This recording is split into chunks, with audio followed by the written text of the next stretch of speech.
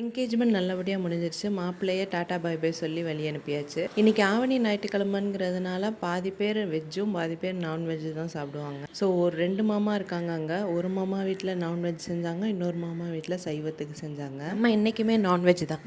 அது என்னமோ தெரியாது, எங்கள் அத்தை வைக்கிற சிக்கன் கிரேவியில் அவ்வளோ ஒரு டேஸ்ட்டாக இருக்கும். நம்ம போடுறது தான் போடுவாங்களா இல்லை இது எக்ஸ்ட்ரா எதுவும் போடுவாங்களான்னு தெரியாது, அவ்வளோ டேஸ்ட்டாக இருக்கும். இவ்வளோ நாள் சின்ன பிள்ளைங்கிறதுனால கிச்சன் பக்கமே வர்றதில்ல, இலையில மட்டும்தான் சாப்பாடை பார்த்து சாப்பிட்டுட்டு இருந்தோமா.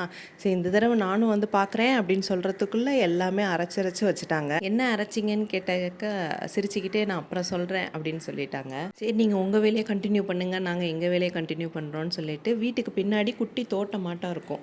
வெயில் பயங்கரமாக தான் இருந்துச்சு. பட் நாங்கள் சின்ன வயசில் இருக்கும்போதெல்லாம் நிறையா நிழல் இருக்கும். இப்போ அவ்வளோவா இல்லை, ஏதோ இருக்கிற நிழலில் உட்காந்துக்கிட்டு கார்ட்ஸ் விளாண்டுக்கிட்டு இருந்தோம். மெமரிஸ் எல்லாம் ரீகலெக்ட் பண்ணுறது மாதிரி இருந்துச்சு. ஒரே ஒரு ஆள் மட்டும் எக்ஸ்ட்ரா இருந்தாங்க, அது என் பையன் தான். நெக்ஸ்ட் வீடியோவில் பார்க்கலாம். பாய்.